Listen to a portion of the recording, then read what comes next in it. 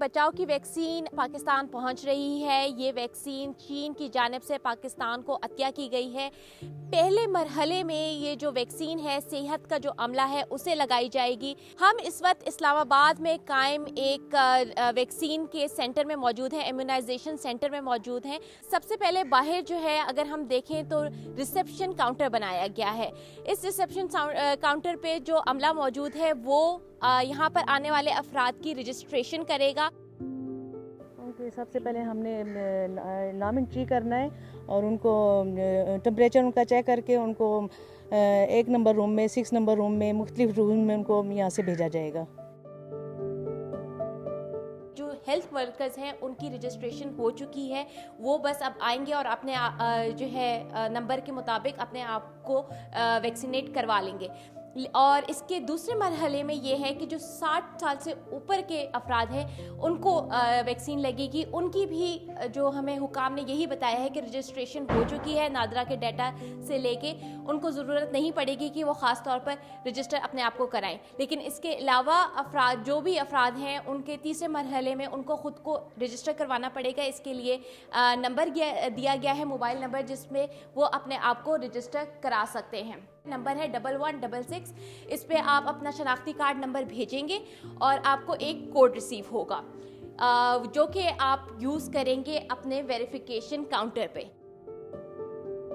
ये जिस बंदे ने अपने आप को रजिस्टर किया हो तो वो आएगा अपना आईडी कार्ड नंबर के साथ। फिर उसका आईडी कार्ड नंबर हम सिस्टम में या नादरा की तरफ से जो हमें इशू हुआ है मिनिस्ट्री ऑफ हेल्थ की तरफ से, उसमें हम उसका नंबर इंटर करेंगे। फिर उसी वक्त उसके मोबाइल नंबर पे कोड आएगा।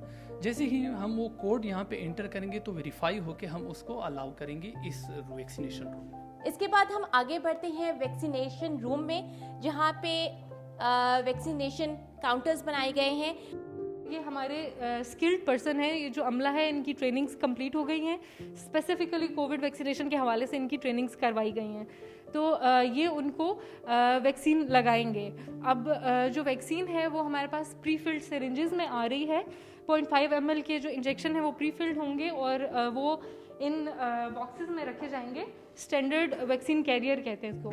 इसके अंदर हम 2 to 8 सेल्सियस टेम्परेचर मेंटेन करते हैं, क्योंकि जो हमारी वैक्सीन है उसको 2 to 8 सेल्सियस टेम्परेचर चाहिए प्रॉपर अपने उसको सही रहने के लिए। ये इसके अंदर कूल पैक्स है, ये इसलिए ताकि ये टेम्परेचर 2 to 8 सेल्सियस रख सकें। इसके अंदर हम रख देंगे अपनी वैक्सीन को। तो जो कोविड की वैक्सीन है उसका ये है कि उसकी प्रीफिल्ड सिरिंज होगी, उसके अंदर जो वैक्सीन है वो भरी हुई आएगी। उसके बाद ये देखें जैसा आपको ये सेफ्टी बॉक्स नज़र आ रहा है, इसके अंदर हम उसकी सिरिंज को डिस्पोजल कर देंगे। अच्छा, इस वैक्सीन की 2 डोजेज़ हैं। एक सपोज़ अगर आज लग रही है तो जो दूसरी डोज़ है वो 21वें दिन दोबारा लगेगी।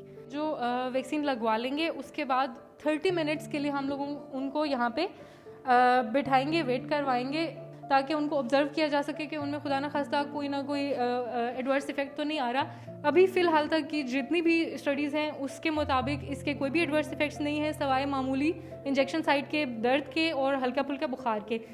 हर फैसिलिटी पे हमारे पास होते हैं ILR। ये एक स्पेसिफिक रेफ्रिजरेटर होता है जो वैक्सीनेशन के लिए, वैक्सीनेशन को स्टोर करने के लिए रखा जाता है ताकि वो उसकी कोल्ड चेन मेंटेन रहे। तो हमारे पास ये वाला जो ILR है इस फैसिलिटी में हमने इसको रिजर्व फॉर कोविड-19 वैक्सीन कर दिया। इसके अंदर हम सिर्फ कोविड-19 वैक्सीन रखेंगे। यहाँ से फिर हर दिन के शुरू में कोल्ड बॉक्सेस में रख के वैक्सीन और फिर वहाँ पे आगे जहाँ पहले हमने दिखाया शिफ्ट कर दी जाएगी, जहाँ से लोगों को लगेगी। जब वैक्सीन लगाने वाले शख्स का पहली बार वैक्सीनेशन हो जाएगी तो 21 दिन बाद उसे दोबारा आना पड़ेगा और इसी मरहले से गुजर कर अपनी दूसरी डोज, दूसरा इंजेक्शन लगाना पड़ेगा। जब ये दूसरा इंजेक्शन मिल जाएगा उसे तो उसका वैक्सीन का अमल पूरा हो जाएगा।